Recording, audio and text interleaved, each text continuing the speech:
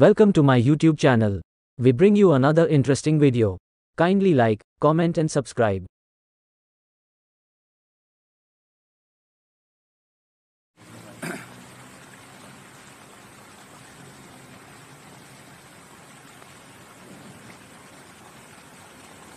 नमस्कार, माझं नाव शंकर पोळजी आणि मी पेडणे गोव्यामध्ये आहे आणि मी या साईटवर आहे जिथे मालप्या हायवेवर जे एमव्हीआर कन्स्ट्रक्शनने काम केलं होतं तिथे रिटेनिंग वॉल पडून पूर्ण गोवा महामार्ग जो आहे गोवा मुंबई महामार्ग हा ठप्प झालेला आहे आणि आता एका बॉटल नेकामधून त्या गाड्या तिकडे डायव्हर्ट केल्या त्या लोकांनी.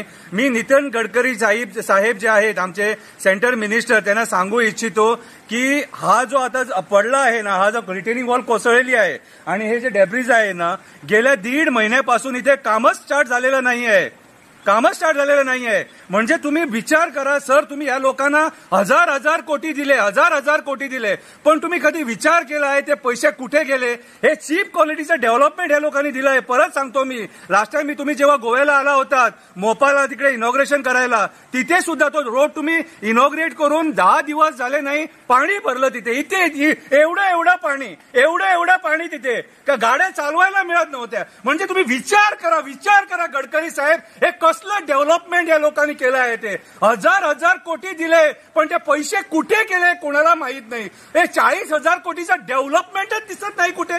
आम्ही शोधतोय, सगळे गोवेकर शोधताय ते डेव्हलपमेंट कुठे केलं. नंतर आम्हाला हे डेव्हलपमेंट म्हणून हे 40,000 कोटीचं डेव्हलपमेंट म्हणू शकतो आपण? नाही गडकरी साहेब, नाही.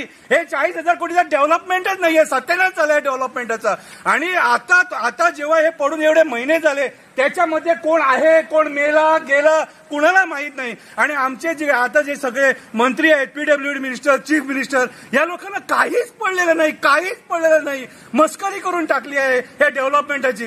गडकरी साहेब, मी एकच सांगतो तुम्हाला, याच्यामुळे तुमचं नाव खराब होणार. हे जे गोव्याचे मंत्री आहे आणि हे जे मंडळ आहे गोव्याचं, इकडे तुम्ही जरा फोन मारून विचारा हे असं का काय म्हणून, आणि गोव्याची लोक अशी बोंबलून असे व्हिडिओ का काढतात काय म्हणून विचारा त्यांना. नाहीतर हे लोक सुधारणार नाही. आणि त्याने विचारा, मी जे तुम्हाला 40,000 कोटी दिले होते ते पैसे गेले कुठे? आणि यांना आणखी पैसे देऊ नका. परवाच्या दिवशी तुम्ही सांगितलं 25,000 कोटी आणखी देणार म्हणून, ते सुद्धा कुठे जाणार कोणाला माहित. पहिली या पैशांचा हिशोब घ्या, नंतर पुढचं बघूया. आणि आम्हाला आणखी डेव्हलपमेंट नको, पाया पडतो. बघितलं आम्ही डेव्हलपमेंट बीजेपीचं.